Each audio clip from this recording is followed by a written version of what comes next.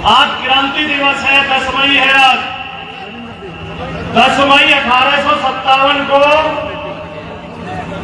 जिला मेरठ से जो अंग्रेजों की सरकार थी, अंग्रेजों का शासन था, अंग्रेज भारतीयों के ऊपर अत्याचार करते थे, भारतीय धन की लूट करते थे, किसानों पर टैक्स लगाते थे, लोगों को परेशान करते थे, हम गुलामी का जीवन जी रहे थे।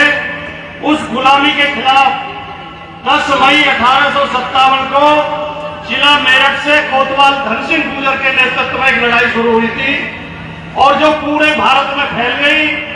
और वो लड़ाई लड़ते हुए क्रांतिकारी दिल्ली तक पहुंचे और लाल किले से अंग्रेजों का झंडा उतार के और भारतीयों का झंडा फहरा दिया और देश को आजाद घोषित कर दिया था।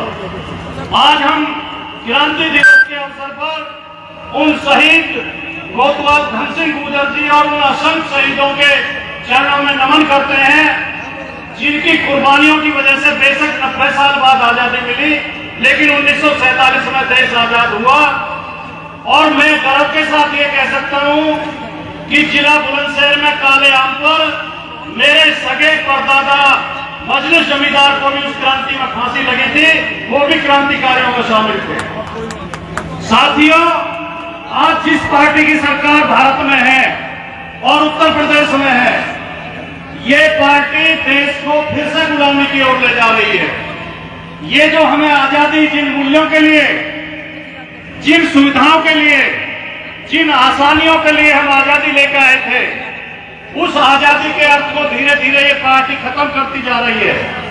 हमारे क्रांतिकारियों का सपना क्या था? क्रांतिकारियों का सपना केवल ये नहीं था कि गोरे अंग्रेज देश से चले जाए और काले अंग्रेजों का शासन हो जाए। क्रांतिकारियों का सपना था कि किसान की समृद्धि हो, किसान को उसकी फसल का सही रेट मिले, बच्चों को अच्छी शिक्षा मिले, युवाओं को रोजगार मिले, बहन बेटियों की सुरक्षा हो, देश का विकास हो। ये हमारे क्रांतिकारियों ने सपना देखा था। सबको बोलने की आजादी हो, सबको अपनी बात कहने का हक हो, सबकी विकास में भागीदारी हो। ऐसा नहीं है कि विकास कुछ हाथों तक सीमित रह जाए। आज हो क्या रहा है? आज बोलने की आजादी छीन ली गई है। जो सरकार के खिलाफ बोलता है उसे मुकदमा लगाकर जेल में डाल दिया जाता है। आज शिक्षा व्यवस्था चौपट कर दी गई है। सरकारी कॉलेज और यूनिवर्सिटी बर्बाद किए जा रहे हैं। प्राइवेट शिक्षा इतनी महंगी है कि गरीब आदमी अपने बच्चों को पढ़ा नहीं सकता।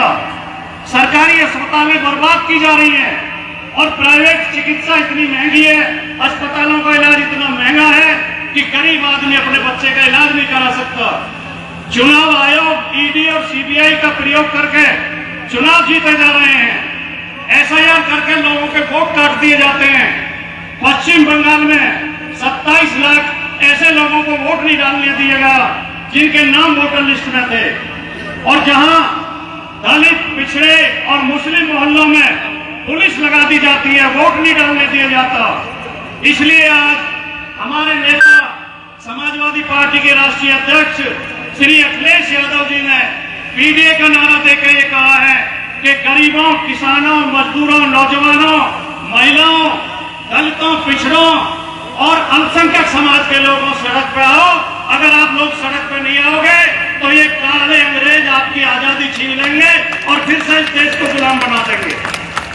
हमारे यहाँ दादरी में एक शायर है यामीन दादरवी, उन्होंने बहुत सुंदर कविता लिखी है। उसकी 4 पंक्ति में आपको सुनाना चाहता हूँ आज क्रांति दिवस के मौके पर।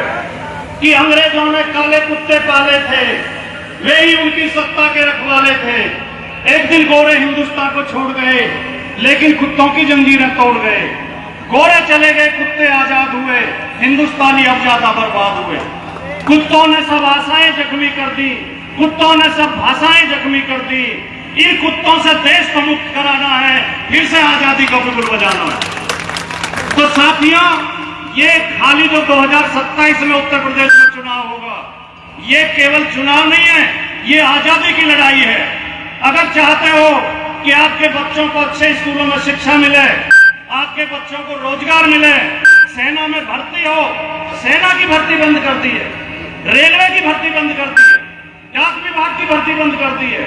शिक्षकों की भर्ती करी तो उसमें बेईमानी कर ली, उसमें पिछड़े और दलितों के पद चोरी कर लिए।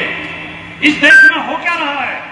इस देश के गरीब को और गरीब बनाया जा रहा है, अमीर को और अमीर बनाया जा रहा है। अगर यही चलता रहा तो देश में भुखमरी के हालात हो जाएंगे और देश की जनता को मजबूरी में सड़कों पर उतरना पड़ेगा। अभी बहन शालिनी राकेश कह रही थी कि पश्चिमी उत्तर प्रदेश की बागडोर गुर्जरों को दे दी है समाजवादी पार्टी ने। मैं बहन जी ने गुर्जर समाज का सम्मान किया, उसके लिए उनका आभार व्यक्त करना चाहता हूं, लेकिन ऐसा नहीं है। समाजवादी पार्टी सबकी पार्टी है। समाजवादी पार्टी किसी एक समाज से, एक जाति से नहीं चलती है। समाजवादी पार्टी सबको गले लगा के चलेगी, सबको सम्मान देगी, सबको भागीदारी देगी और सभी लोग समाजवादी पार्टी का सहयोग करेंगे, तभी सरकार बनेगी।